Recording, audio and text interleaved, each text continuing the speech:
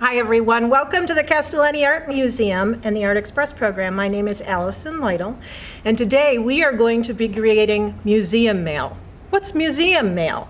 Museum mail is a wonderful package that shows up in your loved one's post box that the mail carrier, the postman or the postwoman, carries to them with a surprise package, maybe a note inside, but the really wonderful thing is that it's decorated so beautifully by you. You are going to think in your memory about a museum piece that you've seen. And you might think, well, all the museums are closed. This is true in some places right now, but you can access with your mom and dad all the museum collections in all of the world. In fact, it almost feels like you're time traveling because you go to places like Rome and Spain and Egypt and see these beautiful artworks. Or maybe even in your own house, you have an artwork that your mom or dad produced, or that you did, or an aunt or uncle. Maybe that's your favorite piece of artwork. We're going to use whatever your favorite piece of artwork is to create our museum mail today. So why don't we get started?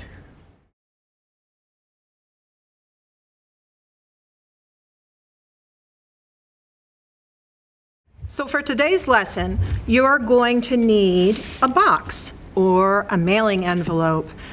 This is a mailing envelope that you can pick up, your mom or dad can, at the post office. This is a small priority mailbox that you can also get at the post office free of charge. Otherwise, if you've got one of these great brown boxes at home from Amazon or any other store, this will work as well. Then we need a small jar of gesso and a very large paintbrush. Any paintbrush will do, even something from the hardware department of the hardware store. Acrylic gesso is found at an art store, and you certainly do not need a big box like this. You can get something that is just a few ounces, and it'll be perfect for today's project. Then everyone has some either tempera paints or acrylic paints sitting around their house. If you don't, you can find them at a local hobby store of the colors of your choosing. We're going to need an assortment of paintbrushes, a Sharpie, a pencil, maybe some painter's tape. These are plastic utensils that you can get at an art store. They're called palette knives. That might be useful. This is actually an old plastic container, which I use to mix paints in. And of course, we're going to need something to clean our brushes with water. So an old glass, but please don't drink from it.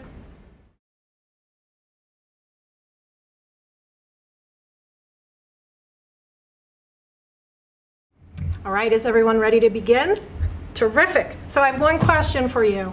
If you were receiving a package in the mail, would you rather receive something like this, or would you like to receive something like this with your name on it, or something like this with your name on it? And how would you like to send something that looks like this? I sure would. And so did my best friend. We lived in 2 different countries for a long time. And it was in a time way back when there wasn't cell phones. So what we decided to do was decorate our packages for each other. And I couldn't wait to get hers in the mail, and she couldn't wait to get mine. Now, each one of these that I've created today is inspired by a famous artwork. This one, and I don't know whether you can see it on the side, was inspired by a female artist by the name of Helen Frankenthaler. And her artwork is here in the Castellani Art Museum. We're going to go see it in a second. And this other one is inspired by Joan Mitchell. This painting is in oil paints, and it's called Begonia. We're going to see this one too. And then I'm going to show you how to make it.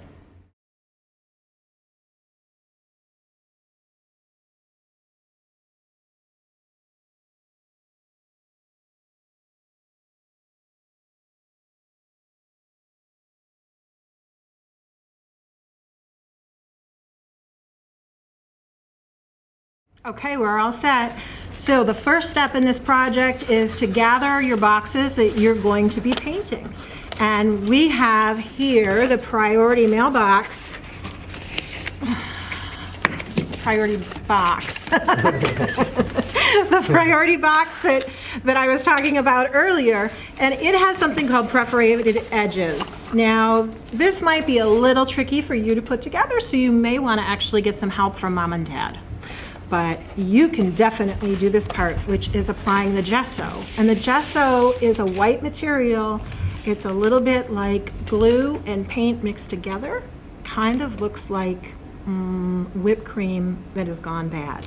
And you're gonna paint the entire surface of this box except for one part. So we're gonna paint these edges, and this is gonna give you a nice white surface to paint on. And we're gonna paint this edge, and we're gonna leave this untouched. This is because this is where the mailing label goes. Okay. Give it a nice thick coat. And make sure you put a lot of gesso on this portion, which is the front part and the part that's going to be most visible to someone when they receive this package in the mail.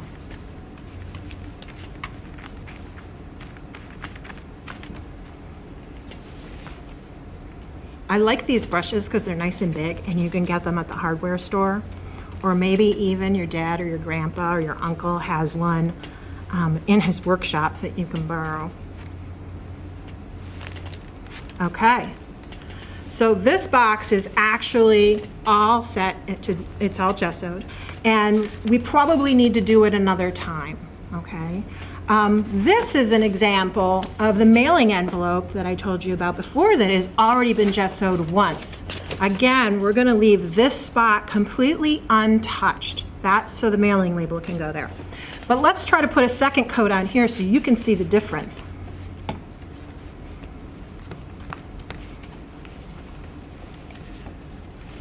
I'm going to move this out of the way a little bit so I have more space to work.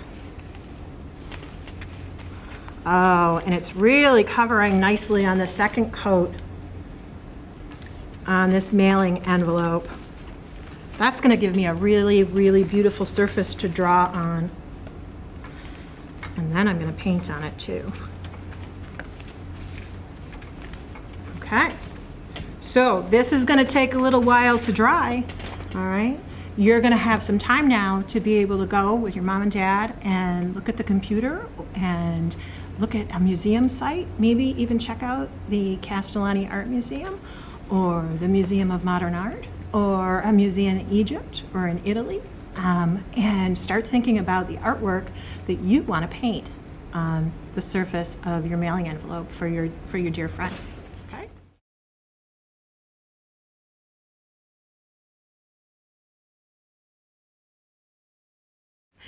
Okay, we're ready to paint now. So I'm thinking back to Mitchell's painting Begonia that we saw in the museum, and I am thinking about all the different colors in them. In that painting. And there was yellow, and there was pink, and there was blue and greens, and there was a little bit of white, and actually there was even a little bit of purple. So I've mixed up some paints here. Again, these are acrylic paints or tempera paints. I don't recommend watercolor for this project because acrylic and tempera are going to weather better when they're going through the mail. So the first thing I want to do is I want to start with my lightest colors first. So I'm going to, well, first thing I actually have to do is put my glasses on because otherwise it's not going to work out at all. So I'm going to take some of my yellow paint, and here you can see we've got the finished gessoed envelope. It's not gessoed on the back side, but it is on the front side, okay? And this is a little flap that actually I'm just going to fold so I remember where the fold is, okay? And I'm going to start painting this, and I'm going to start with the lightest color first, so the yellow. And I'm just thinking about all those beautiful yellow, and I'm taking a very dry paintbrush, kind of a middle size, and I'm just sticking it in the yellow paint. And I'm going to dab my envelope. Can you see that?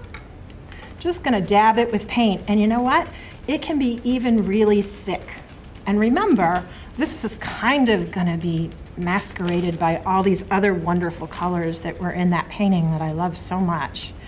You know when you squint your eyes and you look at a field of flowers or flowers and some of the colors start to get a little bit fuzzy and abstract? That's kind of the look I'm going for here. I've got the yellow, I've got the orange. What color do you think I'm going to go with next? If you guessed green, you're right. So I'm going to get a different paintbrush now. Maybe I'm going to go with something a little bit softer and rounder. And first I'm going to go with a lighter color green. And I'm just going to dab in different areas. Okay? And certainly when we walk through the fields, we can see green from the flowers and the stems of the flowers, right? And I am going to gob the pink on here because that's what I remember in the painting. And some of it's going to actually mix with my other colors. Isn't that neat how that does that? And I'm just going to take my paintbrush. You see all these beautiful colors that are on the bristles? Now I'm going to add some white to the brush, just like this. And I'm just going to do that in a few areas, not too many.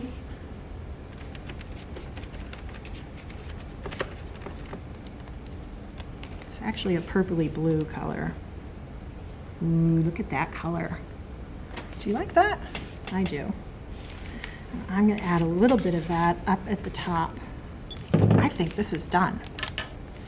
So now I have to wait for this to dry. It's probably going to take a few hours, so you have to have some patience. But when it's finished, remember this little flap? Okay? When it's finished, I'm going to be certain, when it's dry, I'm going to be certain to, on the back of it, to write museum mail, inspired by, who is Joan Mitchell, do you remember? She's the artist who created the original painting that inspired me. And it was called Begonia, and it was created in 1982. But this painting is by me, Alison. So let's let this one dry, and I'll show you how to do the other one, because you might be sending a box instead of an envelope.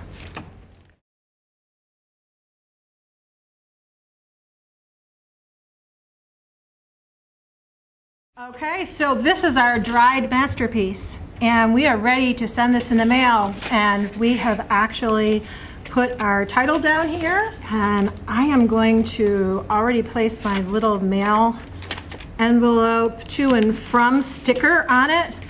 And you know who I'm going to send this one to? It's from me, and it's actually to my Nana. And you know why it's going to my Nana? Because she's going to be 99 years old. And I think that she would think that this is a really cool thing for her 99th birthday, right? But some of you are going to want to send a box instead of a mailing envelope. So let's take a look at the boxes and how we decorate those. Again, super easy. You can either get an old cardboard box or you can get one of the mailing envelopes from the post office. And this is what it looks like after it's been all gessoed. And I am going to put this together. You can see how I'm bringing the sides up like this, right? Okay. And this is kind of the front edge of it. It's sort of complicated. I wish they would make easier mailing envelopes to use, or boxes to use. But these little guys go in here. Mom and Dad can help you with that. And you're going to see what it looks like when it's all closed up. Sorry, I know I have to do this looking very closely at it. Oh, and that might be because I forgot to put my glasses back on.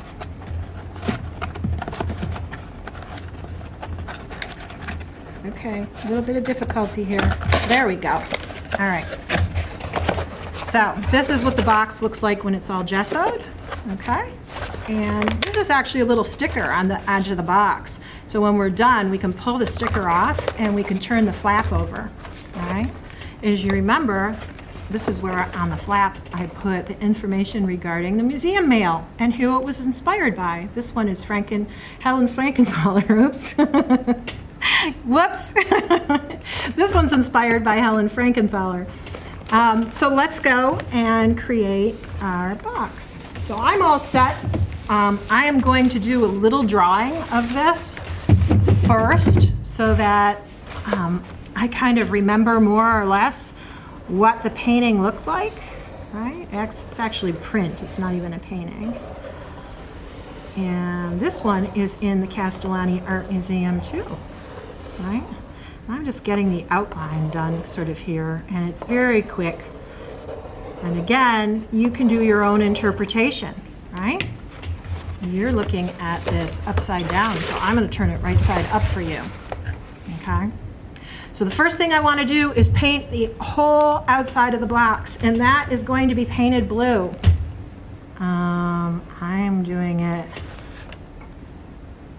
pretty carefully in the beginning. Right? This whole blue outer edge is going to be painted. And I'm going to give myself some space to really get messy. And this time, I'm starting with the darkest color. Isn't that weird? But that's because I'm going to give it a little bit of time to dry because I want the white to really feel like it's on top of the blue. After I do all the edges, then I'm going to move on to the yellow. And there's a little beautiful yellow line at the bottom of this artwork. As I remember, there were these really neat shapes in green that were right on top of the blue. Now the fun part, I get to go on to the white, and I'm going to use a rounded soft bristle brush for this. And the original artwork is pretty precise, but I'm not going to worry about some of these lines if they kind of merge with the blue a little bit. I kind of like that effect. I think I'm happy with that. Now I'm going to move on to making sure that I paint all the rest of the box, and then I'm going to put on my little flap and the label exactly who the artist was, so when the person gets it, they know that I've shared my own interpretation of the artwork with them.